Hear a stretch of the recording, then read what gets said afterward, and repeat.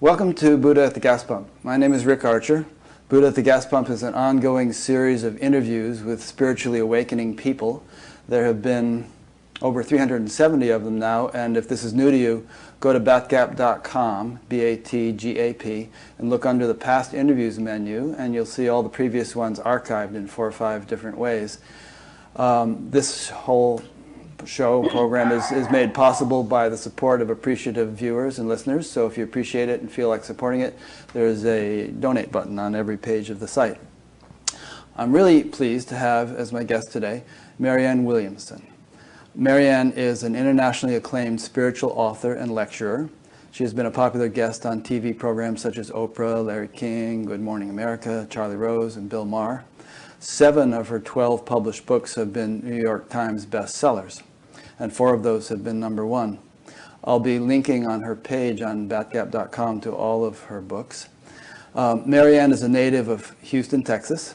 In 1989, she founded Project Angel Food, a Meals on Wheels program that serves homebound people with AIDS in the LA area. To date, Project Angel Food has served over 10 million meals. Marianne also co-founded the Peace Alliance, and she serves on the board of directors of the Results organization, working to end the worst ravages of hunger and poverty throughout the world. Marianne is the founder of Sister Giant, which is a pretty much annual conference dedicated to forging a deeper conversation about what is happening in America today and what we can do to change it. This year's conference is coming up February 2nd through 4th in Washington, D.C. Speakers include Senator Bernie Sanders, who'll be giving the keynote address, Dennis Kucinich, Thom Hartmann, Gene Houston, Robert Thurman, and many more. And the event will be live streamed as well as being able to be attended in person. So mostly today I think we're going to talk about Sister Giant, or actually about spirituality and politics. We may touch a little bit on Marianne's latest book, Tears to Triumph, which I've been reading, and there's actually some overlap between that book and the whole theme of spirituality and politics. And as I think if you've been listening to this show, you'll be aware that I feel that spirituality is relevant to everything. It's not just some pie-in-the-sky thing. It's relevant to economics and politics and the environment and astronomy, whatever, any field of human knowledge or endeavor. And I think Marianne feels that too. So Marianne is a brilliant speaker. I've totally enjoyed getting ready for this interview, listening to a lot of her talks, and I'm really pleased to have her on the show today. So thanks, Marianne. Thank you. Thank you so much. I'm honored to be here. I appreciate your work as well. Yeah. You and I were just talking before the interview that when you spoke in Fairfield, you gave a talk which I attended, you made the very prescient comment that a mainstream status quo candidate will not win the 2016 election. It'll either be Trump or Bernie, basically, you said at that point, and you were right. I don't think that we quite achieved the outcome that we had been hoping for, but you were right on that point anyway. And so what I'd like to do today, if possible, is go as deep and as broad and as big picture as possible into what's really going on in the world today, and in the United States in particular, but in the world at large, and why spirituality is relevant to politics. And vice versa. You know, after the election, a whole lot of spiritual teachers posted commentaries and blog posts and so on, trying to give some kind of perspective into what had just happened. And you probably did too. And people were saying things like, you know, whatever's happening is ultimately happening for the highest good. Right. And our culture and our human species are in a healing crisis, and in a healing crisis things become much worse before they get better. This is a good sign as toxins are flushing to the surface. In the wake of the presidential election, we are collectively poised to make a global shift to a higher level of function. Lynn McTaggart said, "This is a worldwide primal scream against the corrupt Western system that has benefited only a tiny proportion of the population. It's happening all over Europe right now. Fasten your seatbelts. It's going to be a bumpy ride, but it's a ride we all have to take." Who said that one? Lynn McTaggart. You know her? She's Yeah, of course I do, she yeah. lives in the UK. Yeah. So anyway, you know, everyone was surprised by the outcome of the election, but a lot of people quickly scrambled to try to put a sort of a philosophical context to it. And so I've talked enough to get you started here. What do you think? What's going on? Well, you obviously brought forth a very multi-layered and multi-dimensional picture of what's happening. So it's more like Jeopardy. Pick one. Yeah. Yeah. Which aspect? What is that thing on Jeopardy? There's this wild card thing. I forget how it goes. The daily double. First of all, I don't think it's going to ultimately be okay unless we ultimately make it okay. Mm. I think, in the Course in Miracles it says God's will has never not been done. Love will ultimately prevail. But we shouldn't just rest on that, because it's like the symbolic 40 days in the Old Testament between the suffering in Egypt and deliverance to the Promised Land, or the symbolic 3 days between the crucifixion and the resurrection. Those are very important factors, but how long that 40 years is, or how long that 3 days is completely up to us. So to me, we don't get to take a pass on activity here by just assuming that this is a healing crisis. I mean, these are just platitudes. This is a healing crisis and it's all brought up for review. Yeah, but what happens when it's brought up for review? Certainly what is occurring now, I do not see Donald Trump as a disease. I see him as a symptom of a deeper disease. And I think that this demagoguery that he represents, the ways that he has harnessed some of the darkest forces in the American psyche for political purposes in the most cynical, almost diabolical way, could not have occurred had we not become so disengaged from our own citizen responsibility. If you have enough generations, enough decades, enough individuals who disengage from the process and don't see it as our own responsibility to tend to our democracy, just like you tend to your car, you tend to your house, you tend to your things, you tend to your children, you tend to your marriage, you tend to those things which feed you. You feed them. If we only show up to feed our democracy once every 4 years, maybe once every 2 years, this is one of the things that occurs.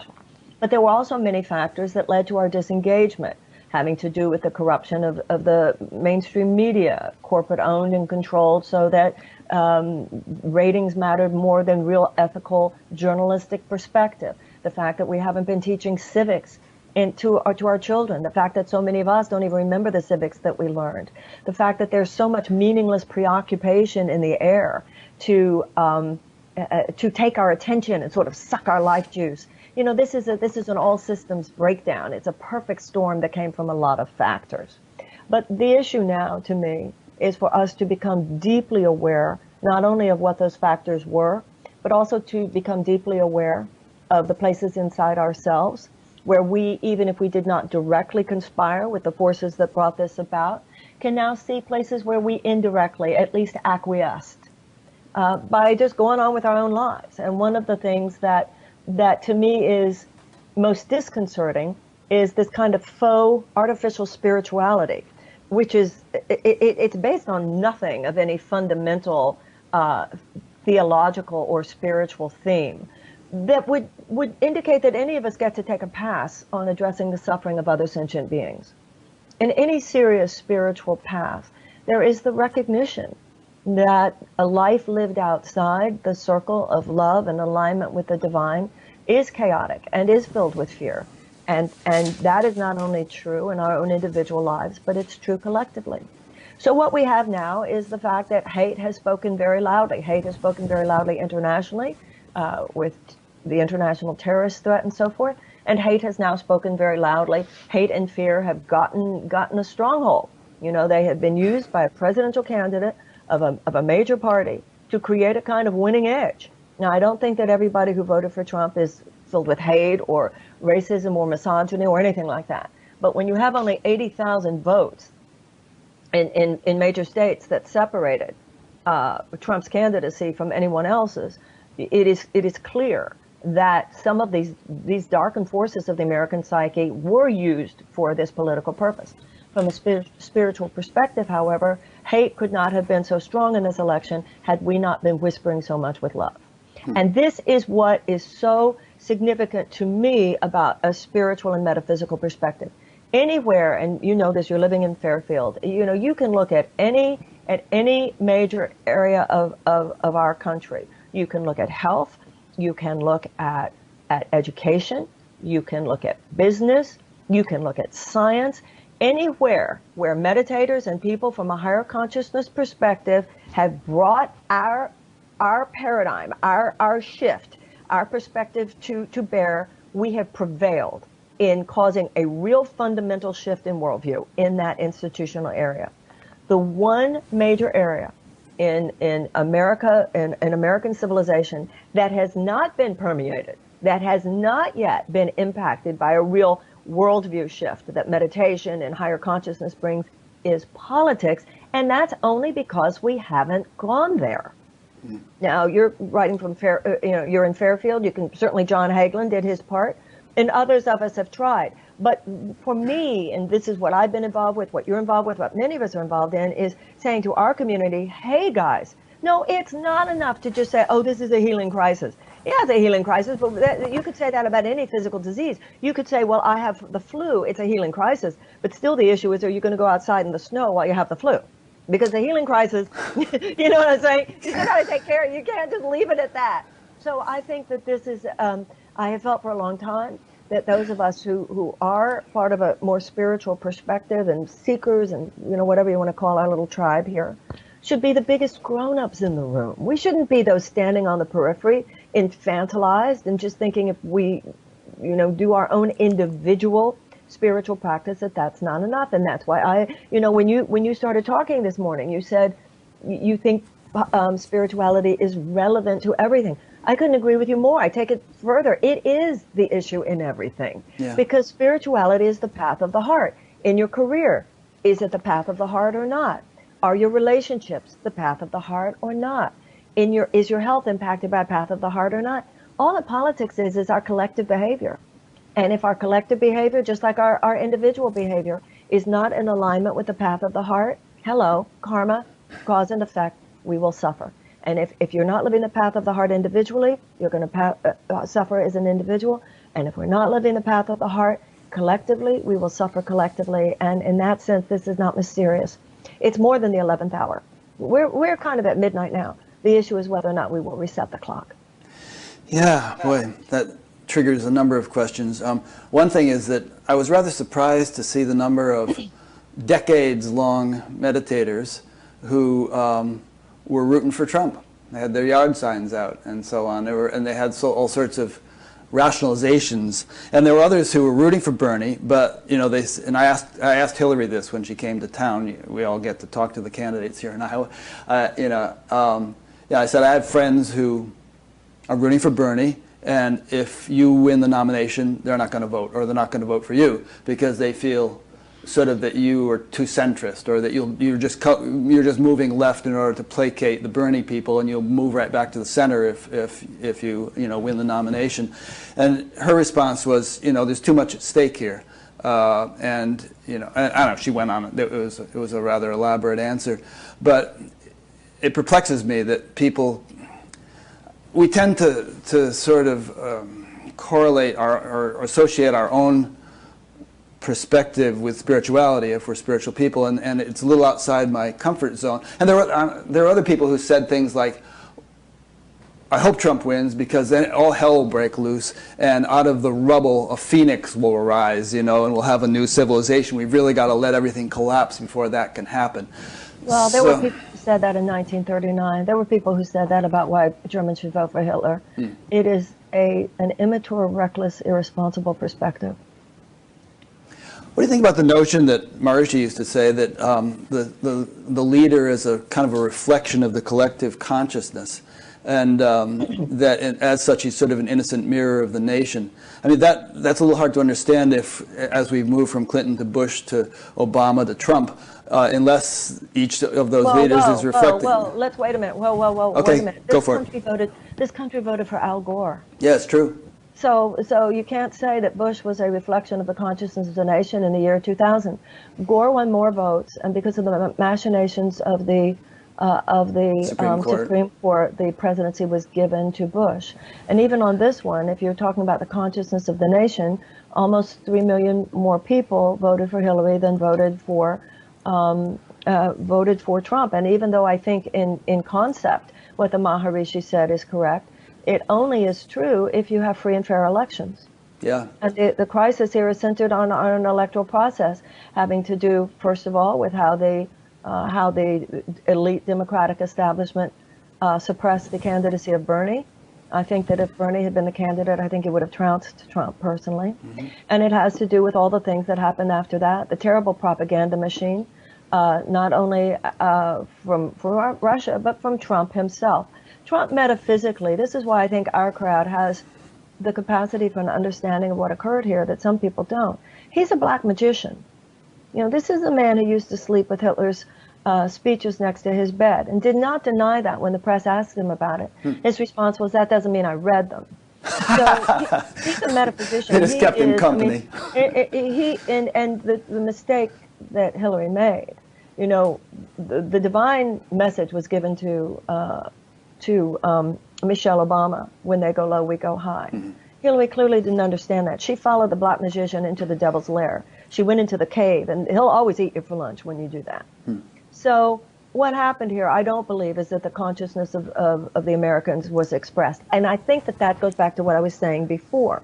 I think the Americans are good people. We are a decent people.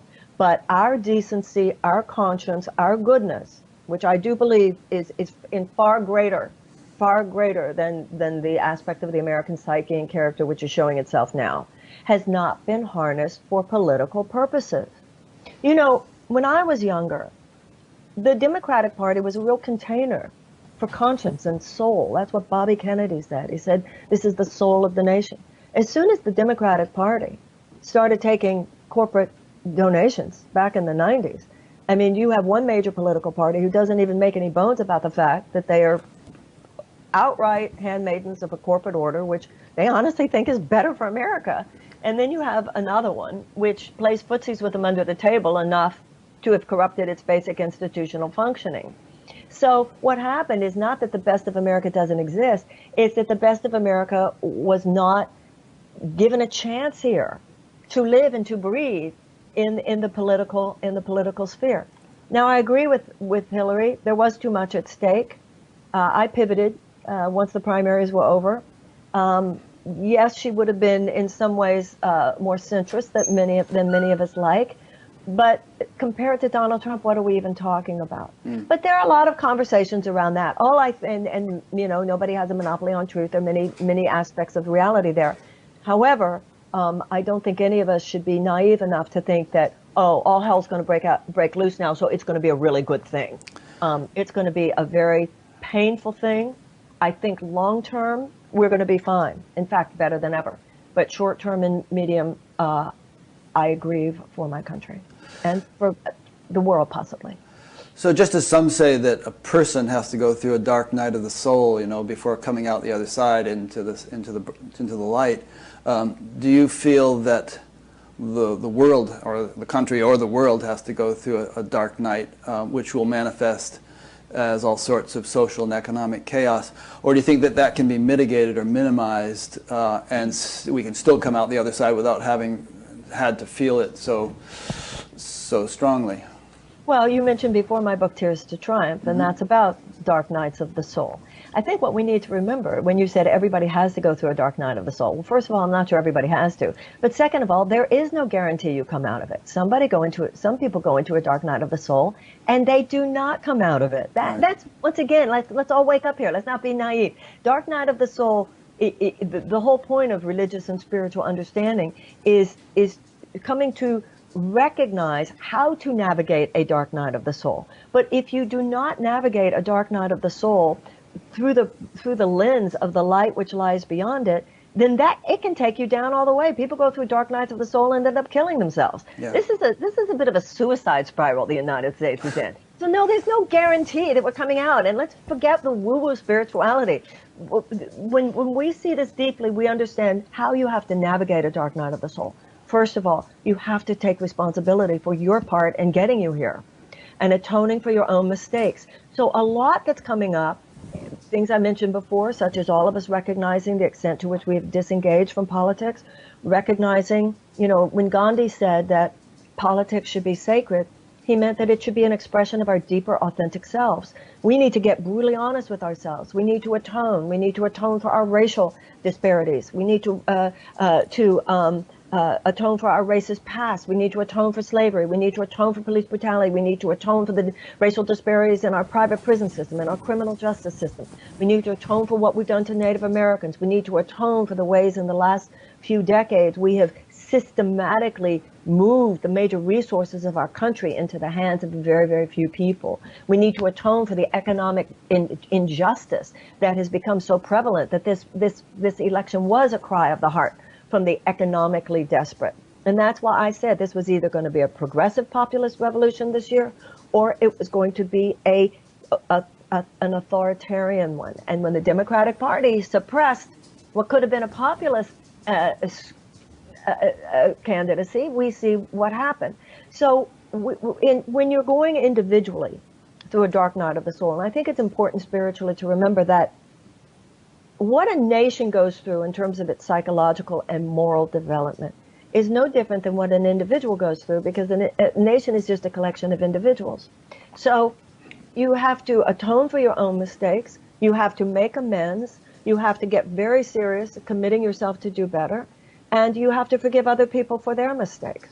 And that's what I think is happening now. You know, we have an immune system. We have a social immune system, just like we have a physical, biological immune system. And now as each of us really see ourselves as immune cells, people are going, what do we do? What do we do? The issue from a spiritual perspective, you affect the horizontal plane by going deep into the vertical. And as we all meditate, pray, do spiritual practice, deepen our commitment, deepen our devotion, and say, okay, love, use me. Use me for the healing of my country. Use me for the healing of the world.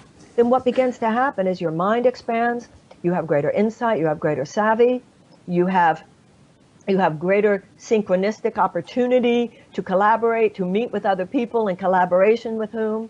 We know who Trump's going to be this year. The issue is, who are we going to be? And if we deepen in our spiritual practice, you know, one of the things that has always interested me is the psychological difference a couple hundred years ago, and a little bit less than that too, between being against slavery and actually being an abolitionist.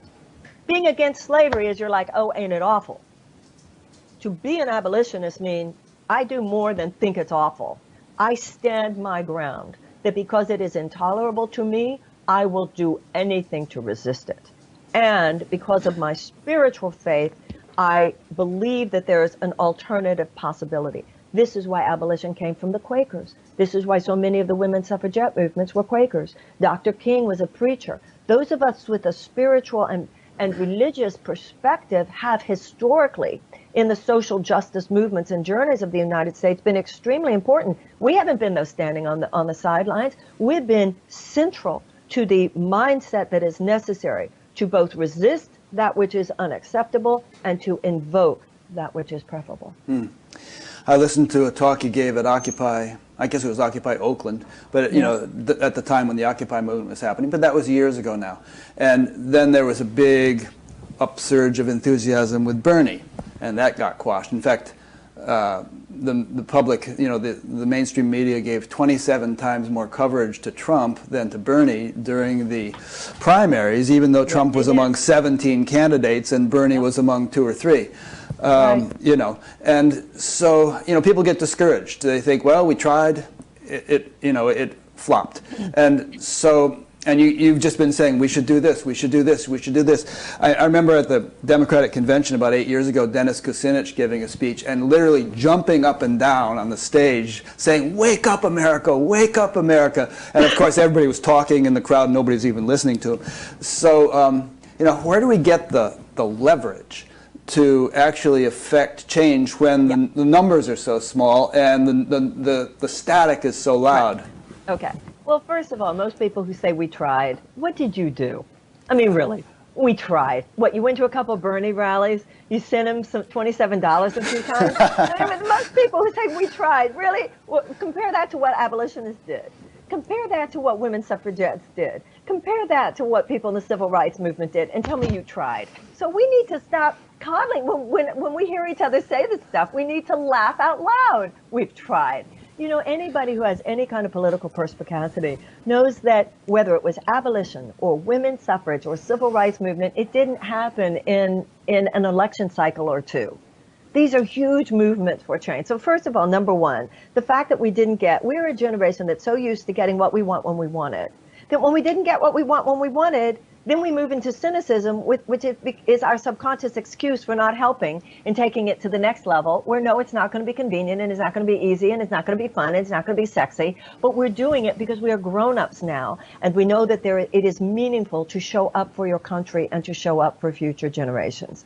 So that's number one. Number two, hey, listen, people who didn't vote for Hillary in the general election, hey, I mean, a lot of people, including in the spiritual community, have a lot to look at. You wanted this? You think this is going to be great because it's going to be a healing crisis? Great. Because let me tell you something. Maybe the worst of it won't impact your life, but it's going to impact a lot of people's lives, whether it's yours or not. So good luck with all that healing crisis stuff, right? And secondly, there is plenty we can do. That's why we are doing Sister Giant. You know, whether it's Zephyr Teachout and Ari Berman, who will be there to talk about voter suppression, to talk about getting the money out of politics. Opal Tometi and Angel Kyoto Williams, who is a Buddhist meditation teacher but talks about racial justice. Opal Tometi is one of the co-founders of Black Lives Matter. Michael Weiss will be there. Corinna Gore talking about the environment. Bernie Sanders, one of the great new, talking about going forward. Pramila Jayapal, one of the great new congresswomen, progressive from Washington. None of this, there's nothing we can do stuff. That's why we're doing Sister Giant, whether it's people who show up live in Washington or watch it live stream. I mean, I've heard people say, it's an interesting psychological dynamic. People will say, I don't know what to do, I don't know what to do. And then I'll tell them, you know, we're going to do this great conference and Sister Giant. I'm not saying it's the only thing, but it's one thing that will just light you up and give you information and give you a spiritual perspective and what we need to do on the outside and what we need to do on the inside. And then the person will respond, yeah, but I just don't know what to do. I'm like, I just told you something to do. So we have to look in ourselves. This is not a time for whining. The abolitionists didn't whine. The women's suffragettes didn't whine. The civil rights movement did not whine when they were on that bridge. They were not whining. And I think we need to grow up and toughen up and become far more serious about our devotion to love. You know, when you look at terrorists, they are not kind of, sort of, sometimes when it's convenient, committed. You know, those who are committed to hate, unfortunately, have a perverse kind of courage. And too many of us are kind of, sort of, you know, when it's convenient, committed to love. And we are obsessed with talking about love in our own personal lives. But when you're talking about politics from a spiritual perspective, and Gandhi and King, they're talking about love as it impacts our economic relationships, our social relationships, our political relationships. Like you were saying, the spiritual path is relevant to everything. So we should be leaders in this. We should be the leaders in this, the biggest grown-ups in the room. So I think Sister Giant, coming 2 weeks after the election, will be, after the inauguration, will be an extremely important thing. I meet so many people in the spiritual community who've never even been to Washington. We believe in the effect of molecules. Put your molecules there if you can, or at least live stream, because of that field, the resonant field, how the Course in Miracles says an idea grows stronger when it's shared. Whether you're hearing from Robert Thurman about Buddhism, or you're hearing about meditation, you're hearing Jim Houston, whether we're talking about the internal or moving the next day into the external, we have to love hard, pray hard, and kick ass, and not even indulge the silliness of, we've tried so hard already. And we have elections 2 years from now. And there is much to be done in these next 2 years. We must not be silent. We must not be passive. There is much to do to resist this man. In my opinion, we have a mentally unfit, unstable human being, whether it's drugs, and I don't know, or whether it's just some narcissistic personality disorder, I don't know. But I think any rational person has reason to doubt not only the competency, but the mental fitness of the man who is about to be given the greatest political power to wield in the world. This is not a time to sit on the sidelines and just kind of wring our hands, to whine, or to say it's so wonderful, because it's a healing crisis. I think and it is a healing crisis, but the issue is, therefore, what are we called to? Right. I think that Trump's unfitness is going to become more apparent as he's confronted with the actual presidency. And, and they say that the presidency is like drinking from a fire hose. There's so much coming at you, and we've seen how he handles stuff coming at him. Even, you know, some movie star making some kind of comment, he has to respond to it at 3 in the morning. So it's going to be interesting to see how that plays out and how the people who voted for him feel 4 years from now. I think people, you know, just even on what you just said, that is more than lack of impulse control. Yeah. You know, one thing about, it reminded me just now when you were talking about terrorists being really committed, love is more subtle than violence. It's like yesterday in the Fort Lauderdale airport, somebody shot up the baggage claim area. Now, that makes big news. Now, if I had been there and that guy wasn't there, and I had just sat in the baggage claim area and felt infinite love for everyone in the room, I don't think anyone would have noticed it, and it wouldn't have made the news. And yet it would have been having an influence. And yet it doesn't seem adequate to just emit love on a transcendental level, you know, on a subtle level. You often say, God cannot do for us what he cannot do through us. And so it seems like we have to resist the temptation to just love from the abstract and make the effort, if it takes effort, to translate that into something more concrete, more explicit. Well, I think it's both and. I think if we taught enough children in the world to meditate, that would be enough. It could be, yeah. Yeah, I mean, if we did have enough meditators on the planet and enough people in serious prayer, meditation, and emitting love on the planet, then I do think that would be enough. But right now I'm reminded of Deepak Chopra's line when he said, if I want to cultivate health, I will take the Ayurvedic path, but if I'm in a car accident, a bad car accident, somebody please get me to a Western hospital emergency room as soon as possible. So right now we've been in this car crash, so we do need the political activism. What Martin Luther King said to that is we need a qualitative shift in our souls and a quantitative shift in our circumstances. Martin Luther King said that the desegregation of the American South was the political externalization of the goal of the civil rights movement, but that the ultimate goal was the establishment of the beloved community. So the way I see it, it's both and. It's extremely important that I meditate in the morning. It's extremely important that I atone for my errors. It's extremely important that I seek to answer to the call, to the rise to the occasion in my own life, in my own relationships, to monitor myself, to course correct when I'm off, to forgive others for their mistakes, to atone for my own, and to be politically active. There are a lot of hours in the day. It's the yin and the yang of mature, responsible living. Yeah, and we've seen what happens when people are just out on the street in anger without having established deep peace within themselves. You know, what actually are they contributing through that emotion? Right, and that's why Gandhi said, and it's a basic tenet of nonviolent philosophy, that the end is inherent in the means. That's why at Sister Giant we're talking about the internal purification as well as the external transformation, because of what you just said. Everything we do is infused with the consciousness with which we do it. So if we don't work on ourselves, as Martin Luther King said, there's a great line, you have very little morally persuasive power with people who can feel your underlying contempt. Good point. So to summarize what you've just been saying, it would seem that you would recommend doing some sort of inner work, whatever you find to be effective, and doing it with dedication and regularity, and at the same time expressing the results of that in some form of service, some form of activity that suits your temperament and your capabilities, right? Would that be a good summary? That's not enough. Okay, more. Times 10. Times 100. Because that, we've all been saying that. It's a little too easy. It's a little too light.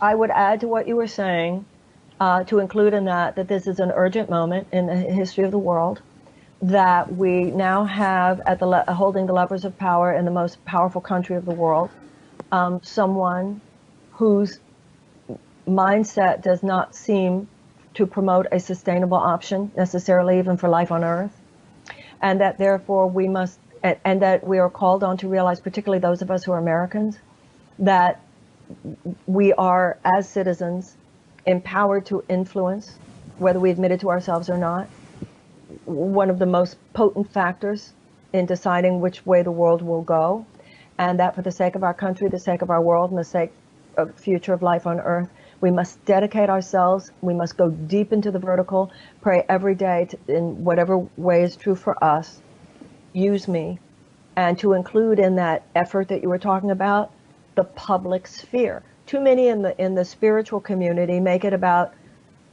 private issues, and we must expand our thinking to the collective and the public issues. That's what politics is. I don't care what the political issue is. If it's a public issue, it will make its way to your private door. You might think you've got the food thing down because of your green juice and all the stuff that you're doing, but if they're poisoning the air and they're poisoning the food supply, it's going to get to you. So there's no putting yourself in some little bubble where, because you're handling sustainable options in your own personal life, you will be able to escape the worst ravages of what would happen, God forbid, if the shit could hit the fan. And with this man at the realm, that is a possibility. Mm-hmm. So you know, if you're spiritual and the house is burning down, you yell fire. You don't just say your mantra 5 times and just trust the outcome to God. God needs to be able to trust the outcome to us. The issue is not just what God can do for us. He's doing it all the time. He's doing it right in this moment. He's providing each and every one of us with collaborative opportunities. You and I, for example, in this moment, are doing our best to take advantage of the collaborative opportunity we've been given. But for the rest of your day, for the rest of my day, for the rest of the day of everybody watching this, there are collaborative opportunities to work with others in uplifting the consciousness of the human race, but particularly at a time like this, to be part of the great resistance of 2017. Because if you were reading the newspaper, if you were looking at what's going on, which is a revolutionary act in the world today, things are happening every single day that call us to sign up in our own way for the job of being part of the great resistance. Yeah, so I can hear a lot of people saying, yeah, but I know what you're going to say to this part, but easy for her to say, you know, she dedicates her life to this stuff. It's her profession. She makes a lot of money writing books about it. I'm busy. I got 3 kids. I have a job. I'm exhausted at the end of the day. I have a 2-hour commute, and I don't have time to do anything else. So, I mean, what would you... Okay, may I say something even to that already? Yeah. This is not what I make a living doing. This is what I lose a lot of money doing. You know, right. Sister Giant is... But you have the liberty to do it because you have a passive, you have an income stream. How much money I've lost on all my crazy political desires. So you know, if you talk to my accountant about that, she would say, this is crazy she's doing this. So that's actually not, it's simply not the case. People can say that, but it's simply, in my case, not the case. But I will tell you this, what we need to understand is that the fact that people are too busy to have time and too stressed to have time to involve themselves in politics is exactly what, quote unquote, they wanted to happen. That's exactly what the ploy is here. Get what's happened here, guys. When you do not have universal health care, that causes a lot of stress in people's lives. When you have the absolutely immoral burden of all these college loan debts that so many of our young people carry, when you have educational costs, when you have the economic disparity that we have in so many cases, so many people trapped in a kind of permanent underclass economically in this country, of course people are too tired to get involved. That's the game. When you don't teach people civics so people don't feel that they have the tools, when you have all these efforts state by state to suppress the vote, that's the game.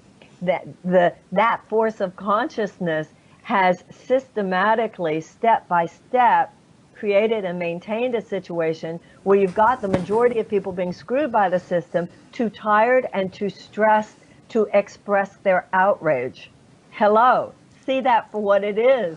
And when you see that for what it is, something rises up in you and you realize, my God, they're not going to get me like that. So yes, I am, even though, believe me, as I said to you before, my political activism certainly does not make me money, and I think clearly loses me money, given how many people say, that's it, I'm not going to read her books anymore, whatever. Even more than that, it is true that a free market economy has been very, very good to me. Mm-hmm. And that's part of why I am so outraged that not enough people can get into the game these days. When you get into the game, if you can make it into the game in America, this is an incredible country.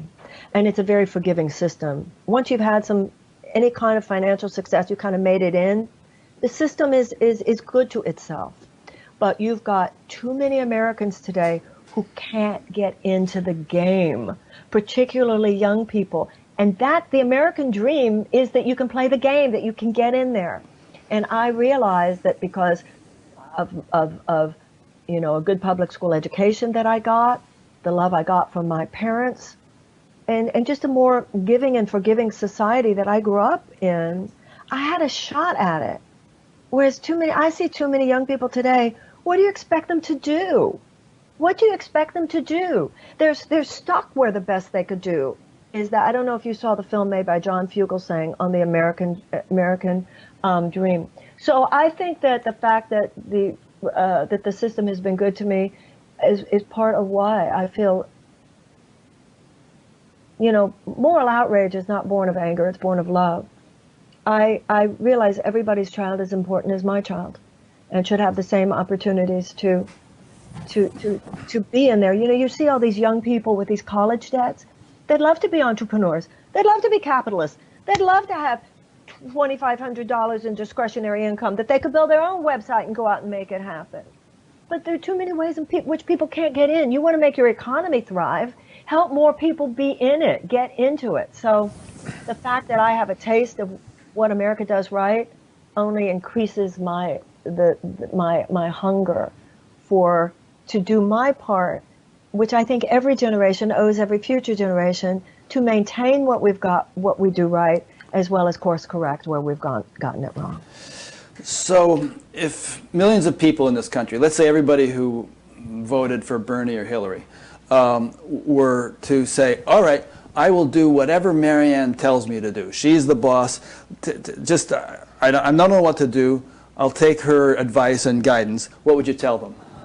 First thing I'd say is please don't even think that way about me or anyone else. I will do whatever Marianne tells me to do. Right, I know that sounded funny, you're some kind of... I mean, I can't let that stand. That's, yeah.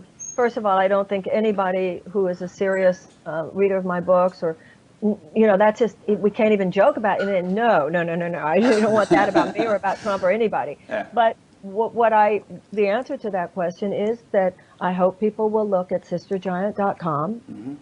Sister Giant, I don't have a Mecca complex. There's no one person or one project or one conference or one issue that's going to fix all this. It's a multidimensional problem, and each of us will be led by our hearts. But I would say that for those of you who want a 2.5-day conference where you're in Washington, laying down your molecules in the ethers there, or on live stream, where you are listening to people and participating in a resonant field of people who are considering what is happening now through a spiritual lens as well as a political, who want to heal all this from an integrative approach, mind, body, and spirit, who want to bring to the political challenges of this moment an integrative, holistic response, then I would hope that you will look at sistergiant.com and that you will ask in your heart if you belong there. You won't feel when you leave that Marianne has told you what to do, but you will feel that Marianne has, along with others, placed before you a plethora of options and ideas and insights. My goal is simply that people leave there just lit up, whether they saw it on live stream or there. And then what you do after that is your business. That natural intelligence is inside all of us. We just need to turn it on. Yeah, that last sentence kind of corrects the lameness of my question, which is obviously I don't think everybody should do what you would tell them to do. But I think you would agree that we all have an inner resource, and in a sense we're all millionaires in a spiritual sense, and yet we're walking around like paupers, not realizing we have this bank account. And if we could start dipping into the bank account, we'll find hopefully good ways to spend the money, the spiritual money. Hopefully. Yeah, it will. It'll all, my cup runneth over. It just, the natural order of things. Yeah.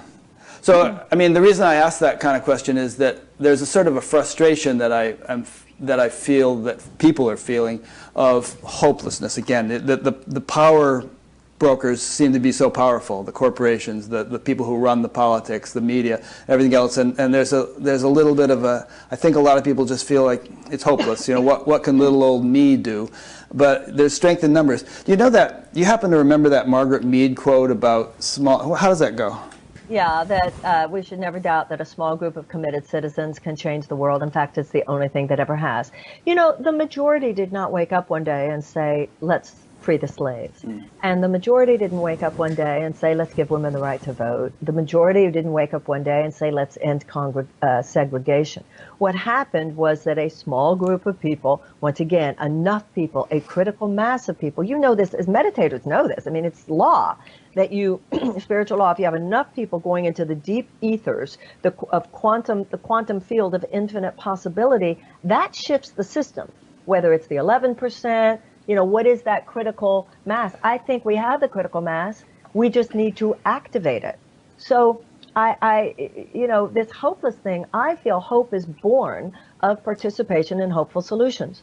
During the AIDS crisis, I was very involved in the AIDS crisis. I didn't feel hopeless. When you're involved in, we're going to fix this, you can't be involved in, we're going to fix this and feel hopeless at the same time. You don't even have time for hopelessness. It's like, it's if the house is burning, you're just thinking about getting everybody out of the rooms to safety. You don't take it. One of the things that I was always interested in me is I'm always fascinated by really great athletes, because not only of their athletic abilities, but their emotional and psychological discipline.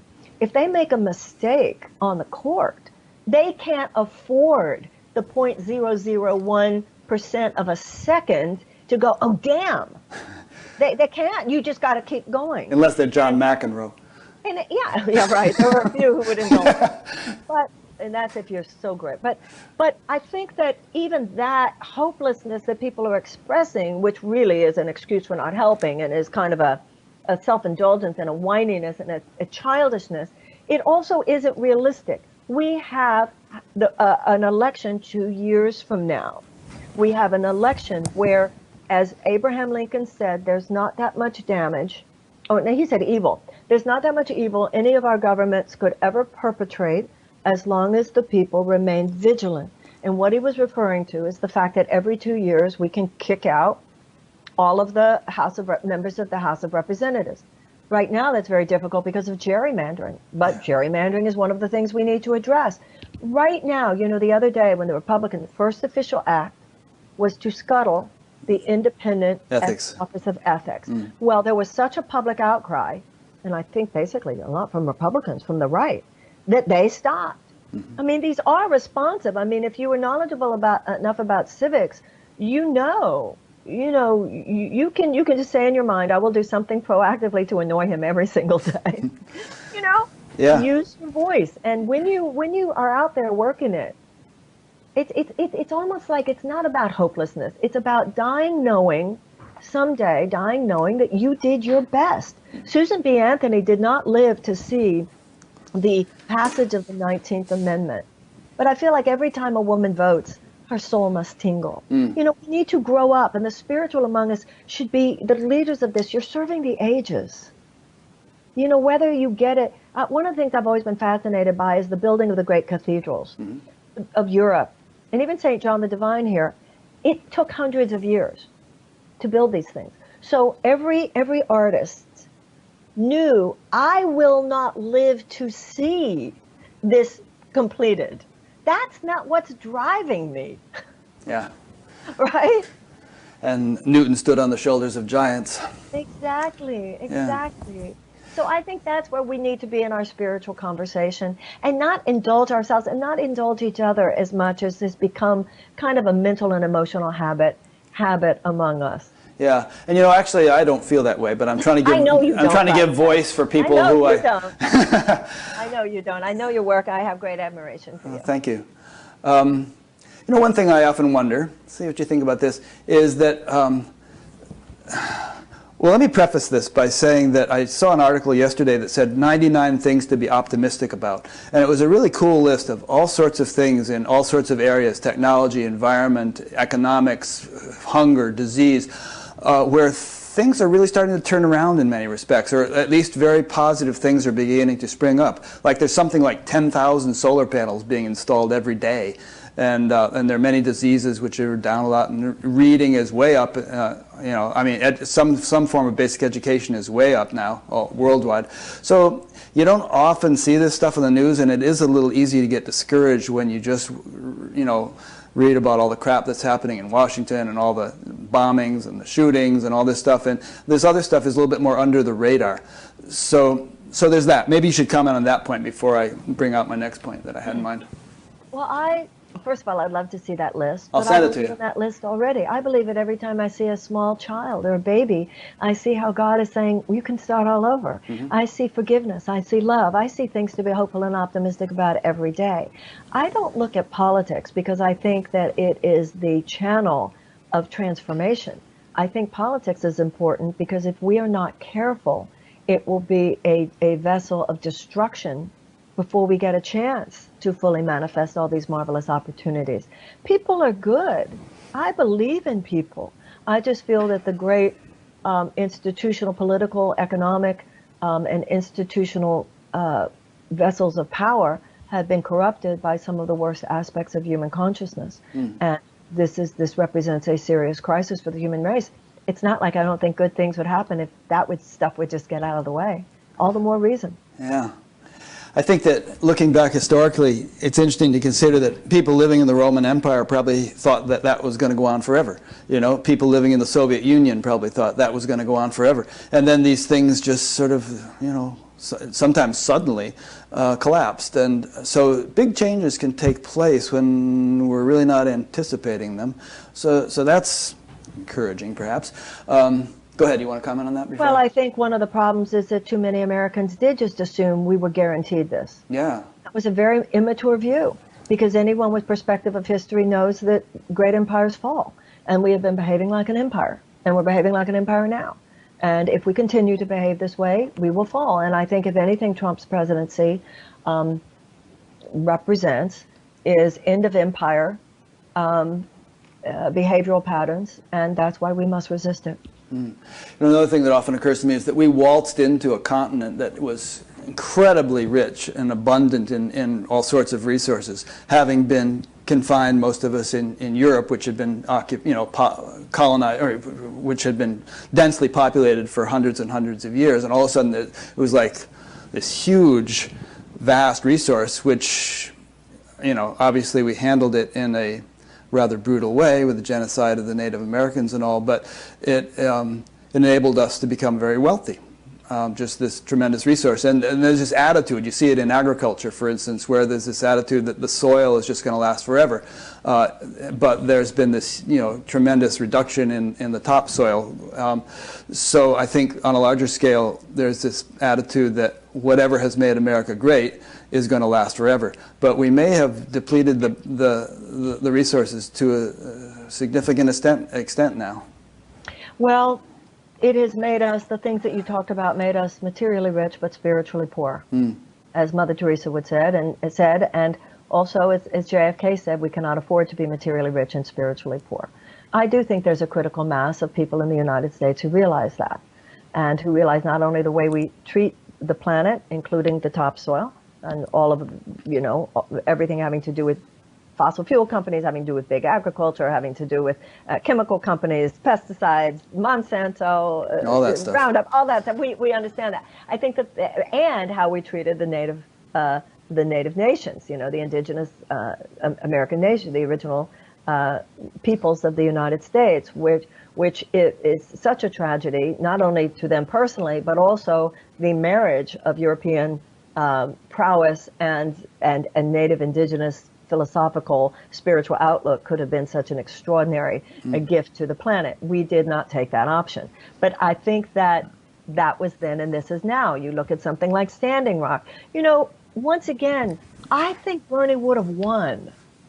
And I think that if the Democratic establishment had not suppressed his candidacy, I think there's a very good chance he would have won the nomination. And I think he would have trounced. So let's be clear here. And even with all that, she won by almost 3 million votes. And if you listen to Greg Palast, she won the Electoral College too. There was so much hanky-panky going on. Greg Palast, you know, I listen to everything he says. Yeah. So there's a lot of conversation here.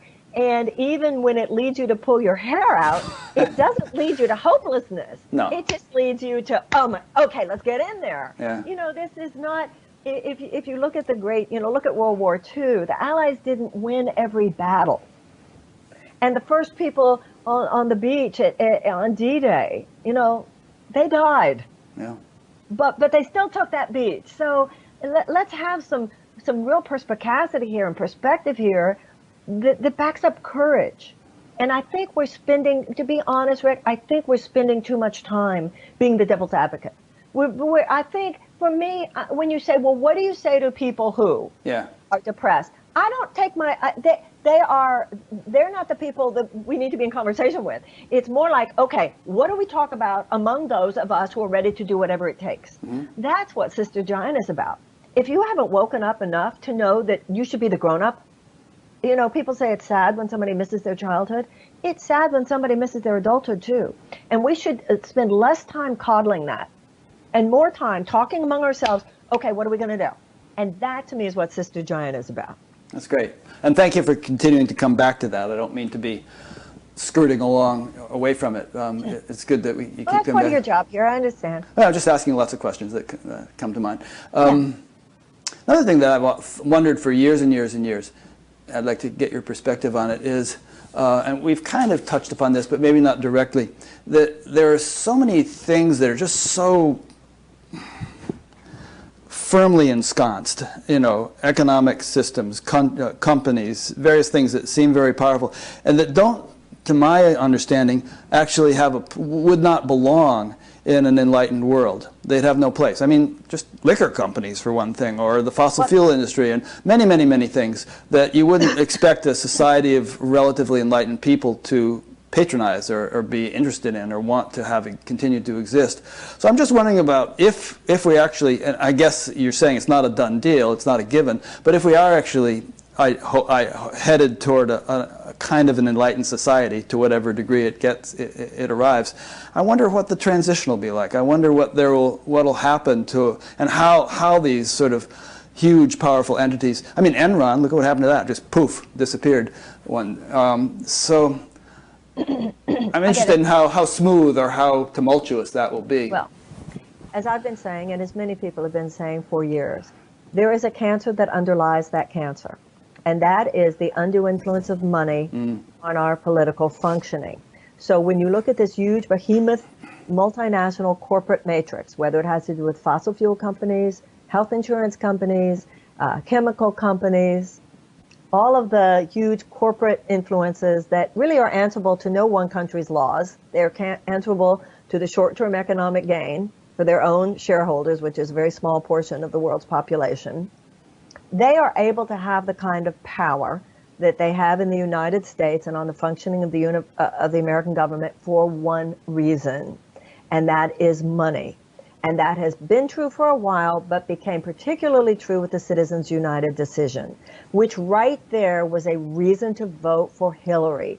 Because with Hillary, who stated herself that she wanted the overturning of Citizens United, the people that she would have appointed to the Supreme Court, we now have, with Trump as president, a 0% chance that we're going to be able to bring that to the court and have the court override Citizens United. However, there are still ways, and that has to do with constitutional amendment to establish public funding of federal campaigns. This is why Lawrence Lessig, I'm a big fan of his, a Harvard professor who's a leader in this. He is in Rwanda right now, so he couldn't be at Sister Giant. But we're going to have Ari Berman and we're going to have Zephyr Teachout, both of whom are leaders in this. That's, once again, let's get together, let's discuss it, let's learn. So the greatest moral challenge of our generation is to get the money out of our politics. Until we do, these multinational corporate forces will be able to run roughshod over the peoples of the planet and the planet itself. So, you know, when you have a new Secretary of State who's the CEO of Exxon, I mean, what do you even say to this? What you have to say is what we need. And that is the point, what we need to say in response. So once again, we do have means. You know, what did you think the abolitionists looked at slavery and thought it was going to be easy? I mean, come on. Yeah, get out there. Good. Get in here and get out there. That's great. Ari Berman also grew up in Fairfield, as you probably know. I used to go Hello. over. I used to go over to his parents' house and fix his mother's computer while he'd be like playing on the floor, fighting with his sister and stuff like that. Well, he's excellent, so that's so cool, and he'll be there. And I know, he's great. That's what Sister Giant brings together: people who have the inside scoop and the outside scoop. Yeah. Do you want to talk about Tears to Triumph a little bit? Thank you so Tell us much. about that. Yeah. Thank you. I have a lot of notes from the book, but why don't you just introduce it? Well, I think that there, you know, when I wrote that book, Trump had not been elected president, but there was still a lot of despair. And by the way, when I say that, I understand a lot of people who are watching right now are very excited about his presidency. There's nothing about which I've so wanted to be wrong. I hope I'm wrong. I hope I'm totally wrong about what he brings. So I just want to say that. And I respect democracy, you know, so I'm not, you know, I respect we don't all have to agree with each other. So if I've been a little lazy in my communication. Yeah. In terms of Tears to Triumph, though, there's so much despair and so much depression. And what has happened, talking about this huge multinational corporate behemoth, the pharmaceutical companies have done a real number, and they have absconded with the word depression, and they have medicalized it. Now, from a spiritual perspective, life lived outside a circle of love and dedication to the divine is a life lived outside a cosmically ordered universe. If your consciousness is not aligned with the higher laws of love and truth, by whatever name you give them, then you are cast into a psychically disordered, fractured universe where chaos and despair are inevitable. This is not a medical issue. This is a spiritual issue. People say they have an anxiety disorder. Who doesn't? The way we order our civilization is anxiety producing, because it trains us to think the thoughts that make despair and depression inevitable, in that these thoughts focus on our individual pain, our individual circumstances, as opposed to our unity, which is the only plane of existence where inner peace resides. So hundreds of years ago, if people were upset, they needed comfort, they needed inspiration, they looked to religion. Now, that baton was passed in large part because of malfeasance on the part of those religious institutions, but it was passed to modern psychotherapy. But modern psychotherapy has failed in that too often the prevailing paradigm has focused on the individual sufferer and the travails and the circumstances of their individual suffering, as opposed to a larger realization that I'm suffering from the same thing you're suffering from, and it's not about you or about me, it's about a whole cultural order which makes your economic stress, your upset, something that is inevitable, and we should be addressing it together. So basically, because of its over-secularization and its overly individualistic approach, modern psychotherapy has failed to provide the comfort and hope and inspiration on a mass level that people have wanted. What's happened over the last few decades is that the baton has been passed again. And this happened so quickly, it's like you turned your head, you came back, everybody's on meds. And you've got masses and masses of people. 1 in 4 American women are diagnosed as clinically depressed. And I remind you, clinically depressed, what does it mean? There's no blood test for this. There's no blood test like for diabetes. It means that somebody in a clinic said you're depressed. Well, hello. If you're into something like the Course in Miracles or any kind of spiritual path, of course you are. We live our lives in fear of each other and through a mental lens which fosters depression. So then you have what we have today, which is this unbelievable prevalence of the use of antidepressants. Now, I'm not talking here about schizophrenia. I'm not talking about bipolar disease. That's outside the purview of my expertise. But what I am saying, which is a spiritual issue, not a medical issue, is that there is a spectrum of normal human despair. Someone that you love died. You're depressed about this. You lost your job. You're depressed about this. You went bankrupt. You're depressed about this. You got a divorce. You're depressed about this. But that sadness and that despair and that depression is not a mental illness.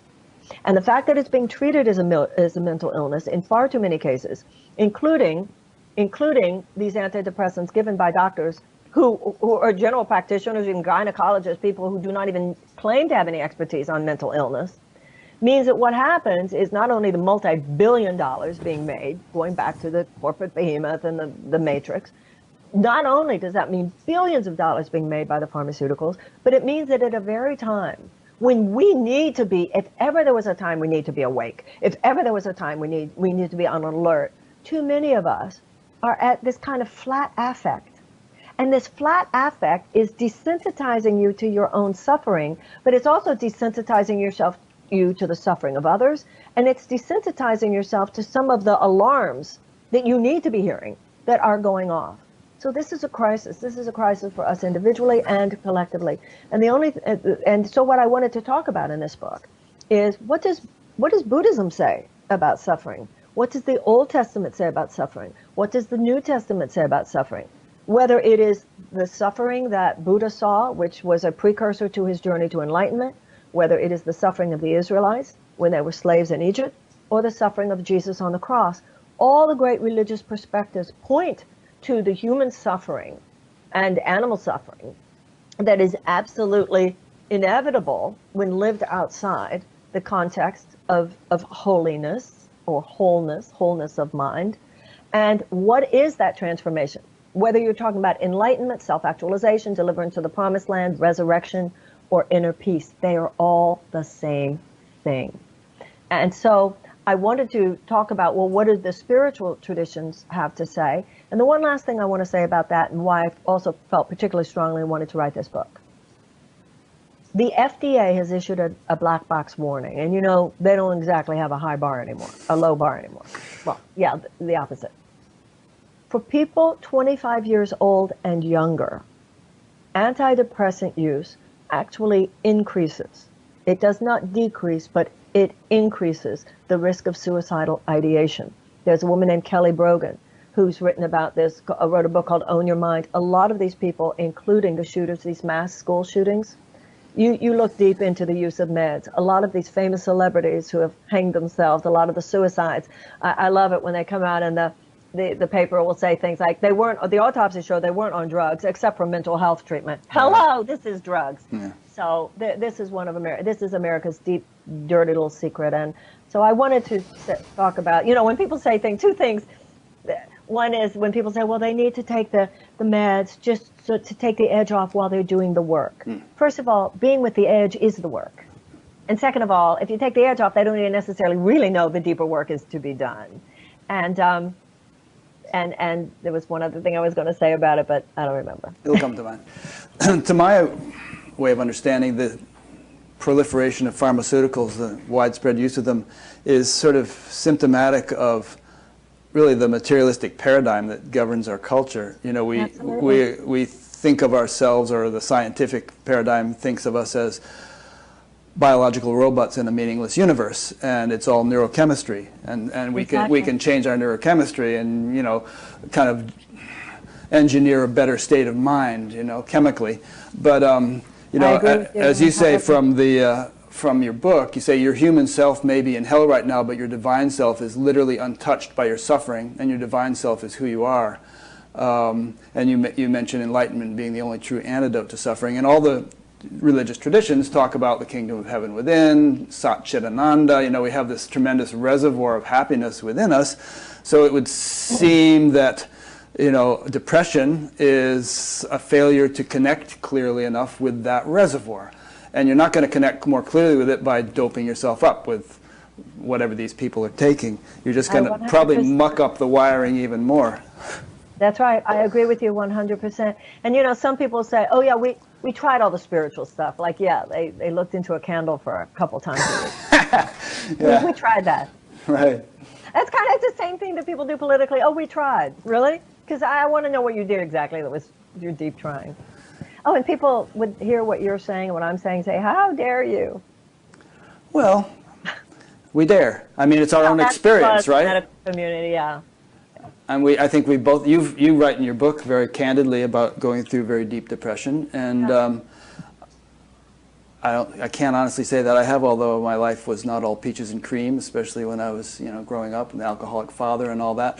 But boy, I've always felt that, in my direct experience, not a belief, that meditation gives you access to tremendous inner happiness. And if you just kind of keep dipping in like that, it grows and grows and grows and becomes very stable. And I agree. Yeah. And you yourself have been meditating, I guess, TM since the 60s or 70s or something? Well, I got my mantra in the 70s. I'm a student of the Course in Miracles. Yeah. And the Course in Miracles workbook is my more everyday, no matter what. TM, I would not be honest and truthful if I said it's my twice a day practice, no matter what, every day. But several times a week, absolutely. Oh, and I good. know that my life is better when it's that twice a day. Yeah, and I was a TM teacher for 25 years, but these days I'm very eclectic, and whatever floats your boat, whatever works for people, I'm all for it. Yeah. So, before we wrap it up, is there anything else you'd like to say about this book that we haven't really touched upon? I think that one of the things that the book does talk about, which relates to so much else that we've been talking about today, is how so much of our depression and our anxiety is collective. And how even recognizing that and knowing the ways in which it's true does lift us above and beyond the narrow concerns, why I'm depressed, what happened in my life. The realm of the human story is not only not the realm of the real cause of our despair, but it's also not the realm of the solution to our despair. So for those who are seeking a deeper understanding of where our despair and our anxiety and our depression comes from and what it represents, but most importantly, how to navigate it and what the spiritual tools are and what the inner dimensions of what Buddha, the light of Buddha and the light of Moses and the light of Jesus, I hope that it provides some light for people. We all go through our rough times in life. And part of our problem is that we have taken a cheap yellow smiley face in our society and put it over everything like happy, happy, happy, as though there's something wrong with a sad day. And there's nothing wrong with a sad day. Sometimes it is what we need to go through, just as we've been talking about with this country. This is a pregnant moment, much to see. So we need to stop making sad bad. The body would not survive and thrive were we not imbued with an immune system that enables the body to take quite a hit, quite a lot of assault and injury. But that's true psychically as well. We have a psychic immune system. It's amazing how much assault and injury we can take and have been taking for many thousands of years before Big Pharma came along. And grief is a bulwark of that. So if you're in grief because someone you love died, or you're in grief because you got divorced, or you're in grief because you lost all that money or made those decisions you regret, there's a way to honor that experience, not just try to buffer yourself from it, go deep into it in order to learn from it, and that is the key to moving out of it. And in that sense, I think everything you and I have talked about politically and this conversation spiritually and personally is the same conversation, how to dwell within the darkness in such a way as to bring forth greater light on the other side. And to reiterate the point you were just making about the psychic immune system, what we know, the physical immune system heals us. I mean, if we get a cut, then the white blood cells go there and they start, fighting the infection, and the thing heals. And the mind, the psyche, has the same kind of function, and we need to do everything we can to assist it and not thwart it, And a lot of the stuff, all the drugs, I mean, they kind of put a Band-Aid over it, but they don't actually go to the cause. And in effect, they can probably make things worse in the long run. And that's why prayer and meditation and forgiveness and atonement, which are all the things that I talk about in the book, make all the difference in the world. Yeah. And just to conclude back on the sort of the national global perspective, for some reason as you were talking I started thinking about It's a Wonderful Life with Jimmy Stewart and how he was shown what a difference one person's life can make in, you know, in this really nice community versus Pottersville, which, you know, if he hadn't lived we would have had. So if you and I are fortunate enough to live, let's say, another 35 years or something, do you think we're going to see a nice Jimmy Stewart town with nice housing for people and all that, or are we going to see a Pottersville? Or is it really up to us now to determine which way it's going to go? It's up to us to determine which way it's going to go. I saw that movie again this year in a movie theater. What a profound film. Yeah, it is. What a profound film that is. And you're right, that is our choice before us now, just as the director of that film, I think it was Frank Capra, knew. Do you want to live in Pottersville, or do you want to live in the world that we all know is possible, in which love is the bottom line rather than short-term economic gain? We don't make short-term economic gain the bottom line in any area of our life. We make love the bottom line in any area of our life, and we can do this collectively too. Yeah. So it's all about expanding our consciousness to embrace that possibility, to stand with conviction within that possibility, to make ourselves available to the possibility, to do it in a deep way, not just a kind of sort of sometimes when it's convenient way. You know, there's a prayer in the Course in Miracles that we're to say every day. Where would you have me go? What would you have me do? What would you have me say, and to whom? And you know, I'm no enlightened master. I don't. I'm not a 24/7 got it right girl. But I'm certainly better than I used to be, and I certainly see the differences that it makes in my life and in the lives of those around me when I seek to live in this place. And like you said, it makes us happier, but it also makes us more of use. We want love to be able to use us, and that will make all the difference. Yeah, it's interesting, when I was listening to a lot of your talks, very often there were so many different sentences where I thought, okay, this is the concluding point because this is so profound, but then you'd say another one. So we could probably go on like that all day with this interview, and you'd keep saying things and I would think, there's nothing more I can squeeze out of this, and then you would come out with something more. But I think I'll let you go and wrap it up, and just thank you very much for taking the time to do this. Thank you very much. You're great. You know, you are one of those sites. I know that you had the Kali Takes America article up, and when I read that article, I called her, and she will be speaking at Sister Giant. I noticed that. Yeah, Vera. Yeah. So I see that with the work that you do. We're definitely allies in the field, and I salute you from the bottom of my heart. Well, thank you so much. Maybe a few years from now, when we'll see what has happened to the world, and we'll have another conversation, you know, in retrospect. Or sooner than that. Or sooner than that. Great. Thank you. Yeah, let me just make a couple of concluding remarks. So I've been talking with Marianne Williamson, and this is an ongoing series of interviews. If you'd like to be notified of each new one, there's a place on batgap.com to sign up to receive an email about once a week. This also exists as an audio podcast. There's a link for subscribing to that. And I always just say explore the menus, because there's a bunch of stuff and we're always, you know, adding things. And so just poke around in the site and see what you find. So thanks for listening or watching. Next week next time I'm going to have J.P. Sears, who's a very funny guy, sort of a satirist, talks about being ultra-spiritual. Have you ever seen J.P. Sears, Marianne? No. Sounds good, though. You'd like him. He has long red hair. He wears a kind of a bandana around his head. He usually has a flower in it, and he gets into this. Is it Sears or Spears? How do you spell it? Sears, like Sears Roebuck. Okay. I'm going to look it up. I could use some J.P. laughing. Sears. Yeah, watch a few of his videos. Okay. You'll like him. Like the yoga guy video that was so funny? Yeah, he did one like that. He had one about how to take Instagram photos of yourself doing yoga poses, and he goes on and on. He comes up with some real clever stuff. Oh, wow. Yeah. Watch his Christmas message if you get a chance. All right, so thank you, everybody. Thanks, Marianne, and we'll see you next time. God bless you, honey. Bye. You too. Bye-bye.